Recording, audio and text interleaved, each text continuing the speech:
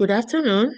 I'm Marina Dabla, and today I'm going to talk about a geopolitical event that happened and that has an impact on e-learning, on the e-learning industry.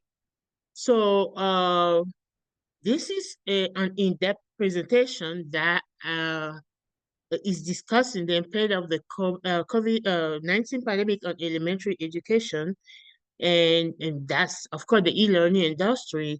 um Part of it, it highlights key statistics such as e-learning adoption, student engagement and access to technology, and analyzes changes in e-learning practices such as remote classroom, digital literacy, and interactive learning tools.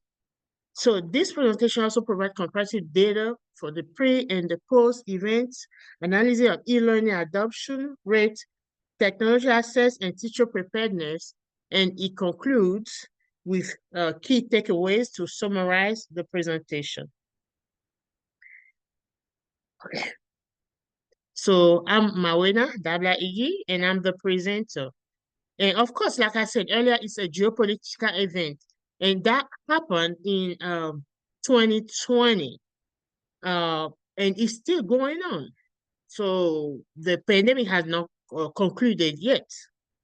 And that is the sector we are focusing on, I said earlier, is elementary education. So we're going to start with a video, okay, that will just show us an example of how things have started in the elementary education or in schools, okay, during the pandemic. Breaking overnight. Wake Up Charlotte's Chloe Lester now live at Poplar Elementary School in Union County, where students will not be in school today. Chloe, the school now going all virtual after an outbreak. Yeah, good morning, Ben. 2 staff members tested positive for coronavirus. That is exactly what teachers and some parents were nervous about heading into this school year. And this morning, a new report shedding some light on just how much of a role kids may play in spreading the virus. Not even a full week into the school year, and Union County's Poplin Elementary will close until September 8th. 2 staff members tested positive for coronavirus, several others possibly exposed.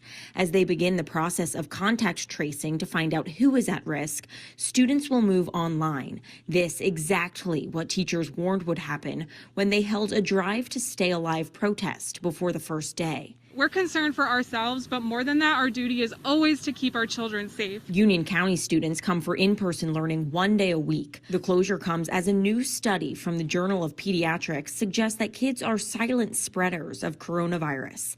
They found kids carry high levels of the virus, and those who seem healthy may actually be more contagious than sick adults. This compounding the concerns of many. And it's clear that the pandemic and the start of the school year have caused concern, anxiety, and some frustration.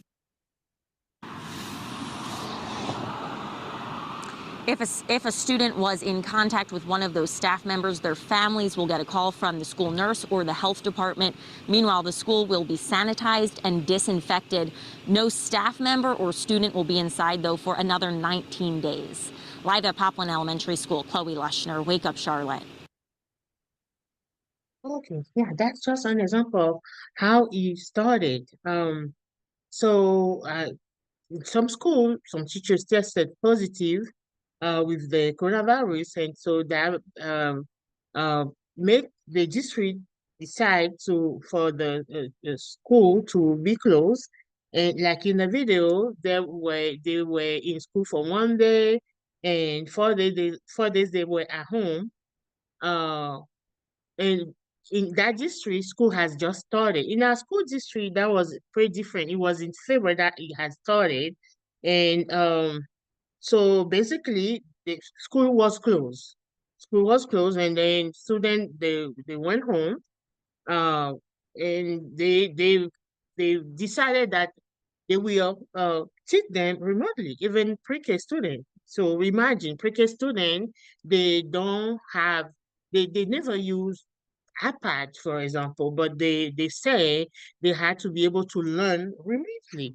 So that's a pretty challenging situation. Now, Breaking overnight. So overview. So in general, so the transformation. So the pandemic has affected students, teachers, and parents, of course. How does it affect students? Of course, they were asked to just go home and to learn remotely, and teachers they have to be the one to teach those students, and then parents they usually have jobs. They don't stay home, but see their children are staying home now. They have to change their option, and which is challenging because some parents cannot just stop working. Now, the COVID-19 pandemic has profoundly impacted elementary education that way. And then, so there were widespread school closures. So it led to a rapid shift to online learning platform. And it has brought also both significant challenges and new opportunities.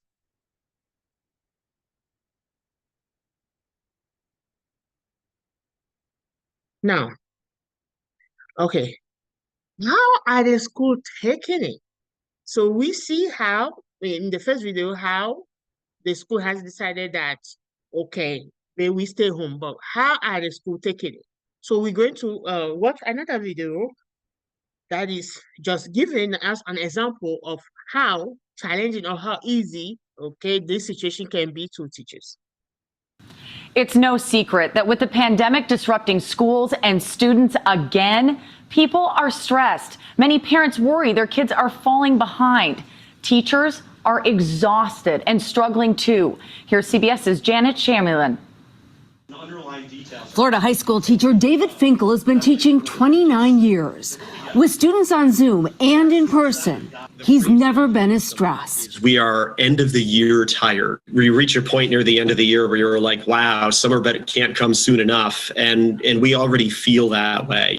Schools across the country have implemented a patchwork of learning plans, but it's teachers charged with carrying them out, and it's taking a toll. An Illinois Education Association study found 27% of surveyed teachers said they considered giving it up because it's just too hard with distanced learning. I don't want to leave teaching. Mariah Klein is among them. But I also don't know when this is going to be better. I don't know when it's going to feel like I'm not making things worse. Klein teaches at the same suburban Chicago elementary school she attended as a child. I felt such guilt of I could be the one that gets them sick. Or if I don't watch them carefully enough, they could get each other sick and bring it home. We're going to focus on those character traits and the feelings. Lynette Stant was featured in this YouTube video as Arizona's 2020 Teacher of the Year. She works with third graders on an Indian reservation where learning gaps existed long before the pandemic. How is your mental health as a teacher right now? This has been a rough week for me. There's no in-person or virtual learning. She's sending work to their homes. The lack of contact is challenging. I feel very isolated. I don't have anybody to collaborate with. Frustration and fear among our nation's teachers at a time they're needed more than ever. Janet Shamlian, CBS News, Chicago. So true. Teachers are true heroes. So basically, teachers face many different challenges during that period, and they were tired, they were stressed out because they were facing a situation that did not exist before. Okay, some of them wanted to quit. Some teachers are technology illiterate, which means they never learn about technology. In some remote earlier areas of the United States, they don't have access to technology. So that's a pretty challenging situation, and it's understandable.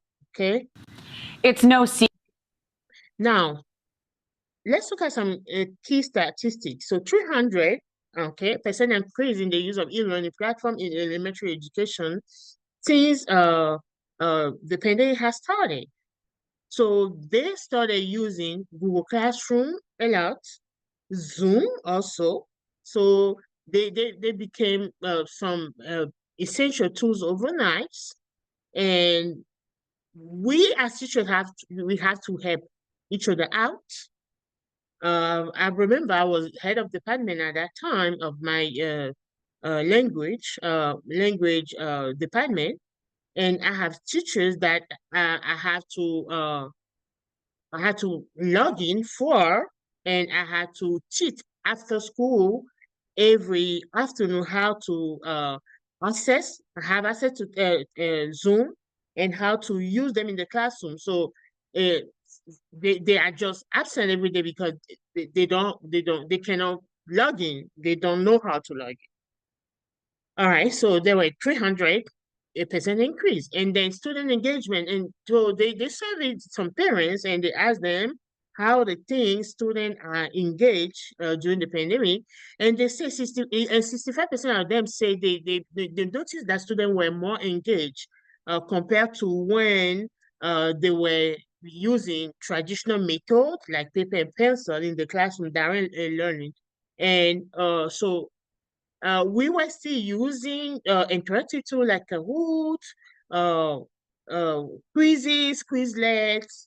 Okay, those are the things that we can make the class interesting because the students are on the other side. We don't know what they're doing, but we want to them focus, want to get them interested in the learning. So, which is why there were teachers started finding interactive tool that can interest the student a lot. And the parents have noticed that 65% they reported higher engagement. And now, access to technology, okay, only 40% of elementary school no, I would say only 60% of elementary students they have access to technology. So 40% of it lack access to necessary technology for online learning at the beginning of the pandemic. So some school districts they have uh, access to many technology that they send students home with. But however, they still lack uh some of those students who has technology at home, they still don't have access to internet at home, for example. And so they had to find way to accommodate them. But at the beginning, it was very challenging, it was stressful, and students were not showing up, okay, just because they have technology, but they don't have internet at home. Okay. So there were some initiative like device distribution, hotspot distribution. It happened in my school district, and I heard it happened in so many school districts just to help to bridge this gap of 40% of elementary students who lack access to technology. Now, there were also changes in e-learning practices. So first, we have remote learning classroom. That's what we have been talking about since I started this presentation. So we shift from in-person to remote learning environment, and it was all over the United States.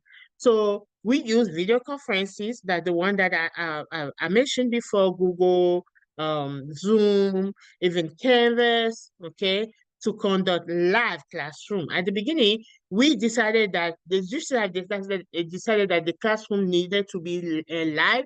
Then later, after some PD, they told teachers that they can be synchronous and asynchronous. So synchronous is when the lesson is live. Asynchronous is when when you do a recording and then you send it to students to work with. All right, now the second thing that is reflecting a change in e-learning practice is digital literacy. So there were increased focus on teaching digital literacy skills.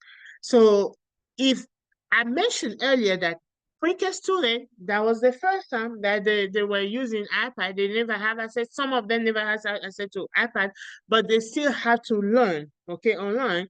So which means the school have to teach more digital literacy to those kids. And up to this day, in my third grade classroom, during the first couple of weeks when school starts, I have to make sure that the digital literacy is something that is in my lesson plan almost every day, because students had to take their devices home and work on assignments, and it's kind of challenging if they lack these digital literacy skills.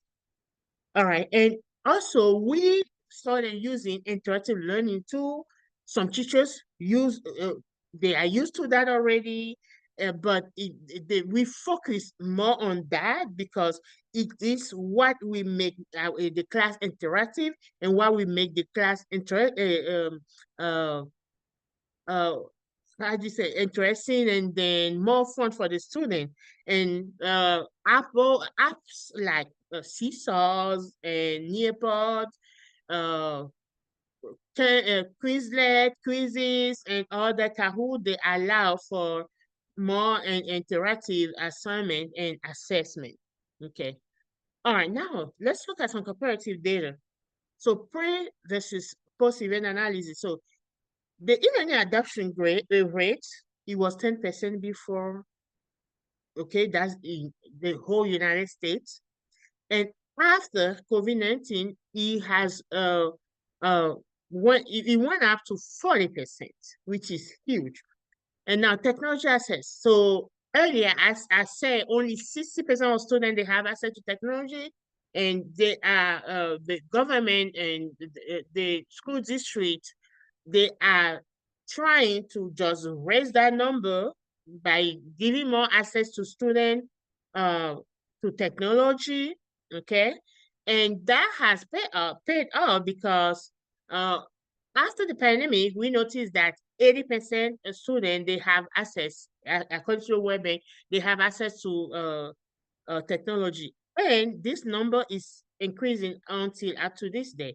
Now, before the pandemic, only 50% of the teachers they felt prepared, and now 75%, okay, say they are prepared after the pandemic. And this number is still increasing because we are still teachers are still having those professional development that we help them in that domain. Now, what is the key takeaway from this? Number one, so the pandemic has significantly accelerated the adoption of e-learning in elementary education.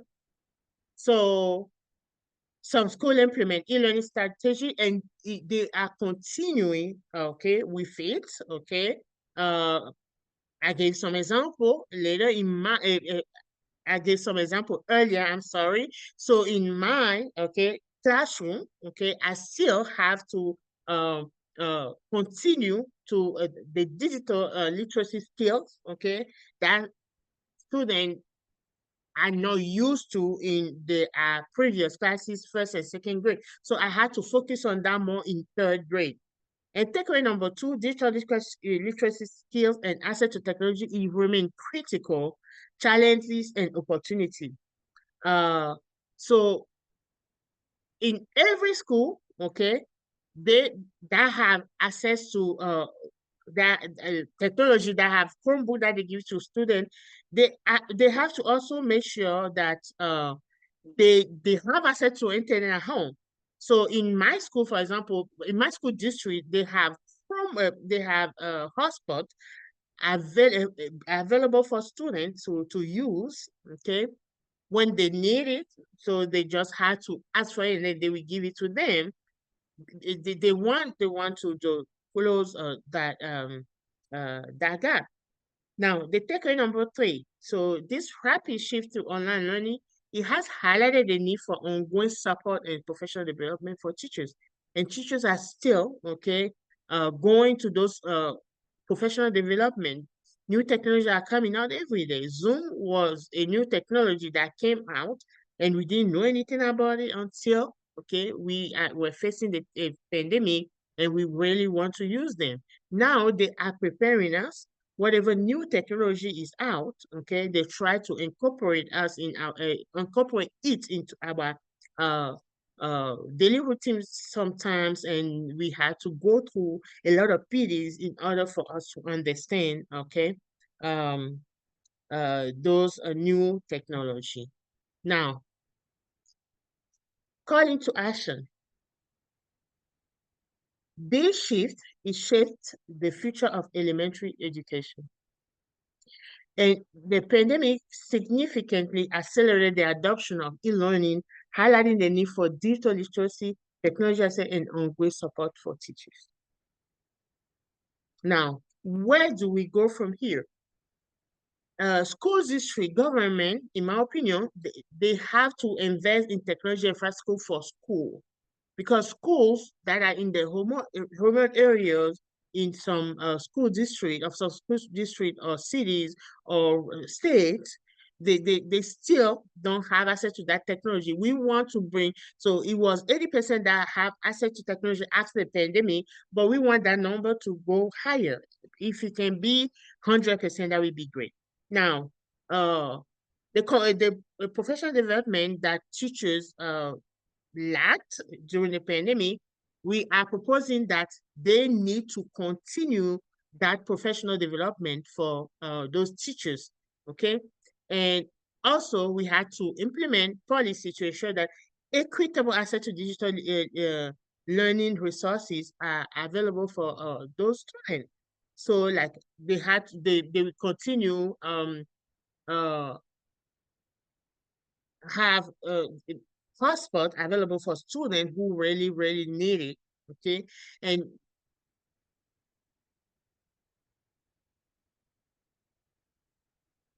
okay, so that's about it for my presentation, and those are some of the references. Thank you for your time and attention. Goodbye.